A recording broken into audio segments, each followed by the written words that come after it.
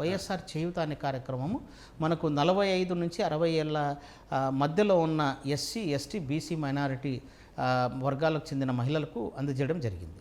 ఇది మనకు వైఎస్ఆర్ చేయూత అనేది మనకు ఈ ఏదైతే 45 నుంచి 60 వరకు మనకు ఏజ్ బ్రాకెట్ ఉందో, this is the age where social responsibilities are more.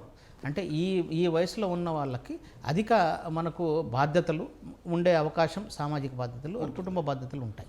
So అటువంటి చదవడము, పిల్లలకు రావడము, చదువులకు రావడము అనేది ఉంటాయి.